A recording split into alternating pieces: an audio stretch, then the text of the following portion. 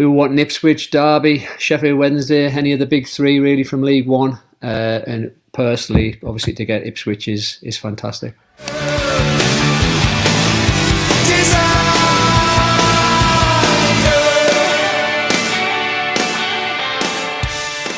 Hello and welcome to a special edition, or a special FA Cup edition rather, of the Blue Monday podcast. Tonight I am joined by a ex-player who had 3 spells with Ipswich Town, made 186 appearances, scoring 39 goals, and subsequently enjoyed spells at Sunderland, Sheffield Wednesday and Huddersfield, amongst others. Renowned for never missing a penalty for Town. We'll put that one against Forest to one side, Tommy. And I've got to say, former owner of an Audi TT. Ladies and gentlemen, it is none other than Tommy Miller. Tommy, mate, great to see you. How are you, first of all? Yeah, all good. Obviously looking forward to the weekend with the FA Cup. I mean, could you believe the draw? I mean, it was that. I mean, for you must have been hoping for that, weren't you? You're seeing the teams left in the hat there. You must have been hoping for that draw for you. Definitely. You know, we wanted a big one. We wanted a big one in the last round. We ended up getting Merthyr. No disrespect to them. But we fancied our chances. You know, we were the favourites against them. Managed to beat them. It was a very tough game. You know, they made it hard for us. And then obviously we were wanting Ipswich, Derby, Sheffield Wednesday, any of the big three really from League One. And personally, obviously, to get Ipswich is fantastic. I know you tweeted out fairly soon afterwards that you were looking forward. It was a great tweet. You said you were looking forward to revisiting your penalty spots. I put something on Twitter about the penalty spots. Yeah, it'd be nice to get back on the pitch. Yeah, absolutely brilliant. I mean, any special, any difference for your sort of preparation this weekend as the team, as the team? Yeah, a little bit different. You know, I mean, we're a part-time club, so we normally train Tuesday night, Thursday night. We trained last night. We're going to train on Saturday on the way down to Ipswich. Obviously, stay overnight Saturday night. So we're going to train at Stowmarket on the Saturday. Oh yeah, okay, yeah. We've managed to. There's a lad called Jack Ainsley who used to play for of course Ipswich in the youth team. He's managed to fix that up for us, so we're grateful for that. So we'll train on the way down as such, and then we'll go to the hotel on the night, and then look forward to the game Sunday. I think his father's a fellow northeasterner like you, George, isn't he? I believe. I think he is. Yeah. No, that's absolutely brilliant. And what was the general reaction of the players? I mean, I know I forget where the draw was actually done, but I know the reaction of your players must have been just amazing as well, wasn't it? Yeah, I mean, they're obviously looking forward to the game. You know, it's a massive occasion for them, and it'll be a memorable moment in their careers, no matter what the result is. Yeah. Some lads have played higher. You know, just looking at our squad, some lads have played higher. Some lads have been at bigger clubs and got released as younger kids and hoping to try and get back up the ladder and get back into the Football League. No, that was one point I was going to make. Just looking through, did sort of a bit of research and looked through the squad. There's like 7 or 8 players with Football League experience. Probably the one that sort of stands out for me would be Harry Bunn, probably, who was, obviously Championship experience at Huddersfield, and I'm pretty certain back a few years ago was linked with Town at one time. I'm pretty certain he was. Yeah. However, the one player that does stand out is a defender called Josh Granite. I mean, what a name for a defender! He's like a superhero name as a defender. Amazing! I couldn't believe that. Is he likely to start feature on? Will he sort of be featuring on Sunday? Hopefully. He's been carrying a bit of a knock, with his calf. He's the club captain as well. Oh, is he? And he's someone you want in your team. You'd have him in the trenches with you. He's as his name is. He's very solid. He's very reliable, dependable. You know what you're going to get. And we're hoping he's going to be fit for the weekend. That's just a headline in that. God forbid, as an Ipswich fan, but that's just a headline waiting to be written, isn't it? Absolutely, that's a newspaper dream. That one. Just getting back to Buxton, your form hasn't been that great since the draw. Any you think any reaction? Obviously you've drawn one of the plum ties, as you said, one of probably the 3 plum ties that you could have drawn. Sort of reaction, do you think, from the players to that? I know you've had 3 defeats, beaten at Blythe Spartans, I think, at the weekend in the FA Trophy. Any sort of, do you think any carryover from the draw there? Possibly. I'd like to think no, but it could be on the lads' minds. Maybe they are keeping themselves right for Ipswich. They don't want to get injured. I don't know. The results haven't been great lately. Prior to the last three, we'd been on a good run, and we have got games in hand as well. So you'd like to think we can climb the table, but there has been a lot of attention on the Ipswich game coming up, and it certainly has been on the lads' mind, even though they might not see it. And how about yourself? Just tell me a little bit how you sort of ended up at Buxton. How you're now assistant manager at Buxton. I mean, obviously, I think you still live in the northeast, yeah? I do, and obviously, if people know the geography, Buxton's not exactly close to the northeast. It's it's about 2.5 hours drive. So. Wow. I do that every Tuesday and Thursday, and then obviously we have the game of the weekend. Prior to that, I was at Ipswich Town for 6 years as an assistant manager and as a manager.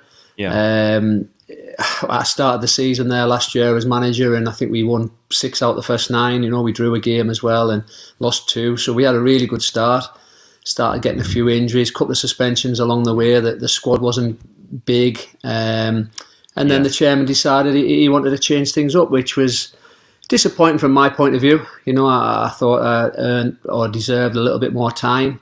There was jobs I'd turned down in the past, FC Halifax, where I was loyal to Spennymoor, and they suddenly, all of a sudden, after you have a bit of a bad run, they wanted to change things, which, like I say, was disappointing. So I'd come across Jamie Vermiglio over the years with his Chorley teams, and he sort of rang me up in the summer and said, "Listen, would you be interested in coming?" And I said, "Yeah, I'll come and have a chat and see what it's all about." And he's a good guy. He knows his stuff. He knows his football, and I've enjoyed it so far. Yeah, ex-Chorley manager. I think he had an unbelievable run to the 4th round. Was it a couple of seasons ago? I think he did. Yeah, they beat Derby County. Right. Albeit, I think Wayne Rooney brought a youthful team to the game against Chorley, but they still beat them. And then I think they played Wolverhampton Wanderers, where they were unlucky. So he's got a bit of history he's got a bit of history with the FA Cup. So hopefully he's a bit of a lucky omen for Buxton. Yeah, sure. I mean, have you? So to get to this stage, I think you beat Merthyr, I believe, in the last round and in the previous rounds. Yeah, we beat Hyde United in the previous round as well, and I'll be honest with you, we've been quite fortunate. The last 2 rounds we weren't great. And they always say you need a bit of luck in the cup, and we certainly had that. Hyde United give us a very tough game, and they're the league below. And then we played Merthyr, and Merthyr were a very good footballing team and had opportunities in the game, but we managed to sort of probably outrun them in the second half. They ran out of steam a little bit, and we got through in the end. So it's brought us to obviously Sunday's occasion at Portman Road. And so you've got one more training session? Did you say tomorrow before you head down? No, we're going to train on Saturday. So we'll train. Saturday. You're going to train at Stone? Yeah, we'd normally train on a Tuesday night and a Thursday night. We trained last night. Had a good tough session, and then we'll give the lads Thursday sort of off, and we'll train Saturday because, like I said earlier, we're a part-time team. Lads have work, lads have jobs, and it's sometimes hard to maybe do the hours you'd like to do with them. So because we realise they have got other things as well. Yeah. No, absolutely. So did I mean Buxton last year? I think they won the Northern Premier League. Fairly comfortably won the Northern Premier League last year. Is this? And I should have perhaps a bit more. Is this their sort of how many seasons have they had at this particular level? Yeah, this is the first season, obviously, in the National League North. They got promoted last year, as you say. It's a club that's very ambitious. The chairman's put a lot of money into the club over the years, so it's rewarding that he's sort of getting this game. It's probably the biggest. Well, it is the biggest game in Buxton's history. To go to a League One club of Ipswich's stature and the history that it brings and all sorts. So it's a reward for him as well, and obviously not forgetting the supporters and the players and the staff that work there as well. It'll be a special day and a memorable day for many, no matter what the result will be. Yeah, and they must. I guess there's still one or two people around the club that you know still from when you. Well, probably few and far between. Thinking about it, it probably is one or two members of staff that are still there when you were there. Yeah, but not many. There is. I mean, I was down for the Derby game That's right. on that Friday night. Yeah. And I hadn't been back since I'd left in 2009. So you're talking 13 years. Oh, wow. I've had opportunities to come back, but obviously with the time scale and with the games being on a weekend, and it's been hard because I'm still involved with football. So they said, would you come down on the Friday? And I said, absolutely, because I could pick Buxton's game up the next day at Brackley. Fantastic. And it was the opening of George Burley's bar as well, so that I seen a few ex-teammates. But it was nice to see Pat Cobbold as well. I mean, she's an iconic lady at the football club, and honestly, I was really happy to see her. And Sally, who works at the training ground as well. There's still a few people. Rosie, who's still there. Yeah, Rosie. So there's some still the same people there, and it was good to see their faces. No, that is fantastic. I've done a couple of interviews over the past months, a couple of years with Ray Crawford. He's 87, Town's all-time record goal scorer, and those icons are few and far between now. There's not many of them left now, is there? For goodness sake. And sadly, another one, David Johnson, passed away today. Or David Johnson the first, as perhaps we would prefer to him as a Town fan, but. You said you came down, saw us play live against Derby. What's your impressions this season of what's your impression of Town this season? Yeah, I mean, obviously so far so good. Got a very good team, very good squad. Yeah. I think Kieran McKenna's inherited a good squad. I think Paul Cook brought a lot of players in, and obviously it didn't work out for one reason or the other. Kieran McKenna's sort of added his own little touches to it, and he's brought a few in as well. But he's got a real sort of identity in the way they play. They obviously like to keep the ball, the possession-based team, but they can also hurt you at the other end because they've got some talented players in the final third. And they're very good to watch, pleasing on the eye, and they work ever so hard for each other. They all know the roles and responsibilities, and you can see they're well drilled on the training ground. He's come as a highly respected coach. And at this minute in time, he's a very highly respected manager because he's doing the right things and the results are shown. Yeah. I mean, unfortunately, we seem to be picking up those nagging injuries at the moment, but hopefully, it'll be interesting to see what sort of side we actually put out on Sunday. Actually, last night we had that EFL Trophy game against Portsmouth, which unfortunately lost, but still a pretty strong side. Just going back to Sunday, what's your feeling on this 5 o'clock, 5:15, whatever kickoff? Yeah, I mean, it's a strange one. I think we'd have all preferred if it was 3 o'clock on Saturday, or maybe it's been on the TV a little bit earlier on the Saturday or what have you. But I think once you get over that, I think the fans were obviously a bit disappointed with that at the time. But once you sort of get over it and deal with it, listen, it is what it is. I think it works out better for both clubs financially, from what I'm led to believe.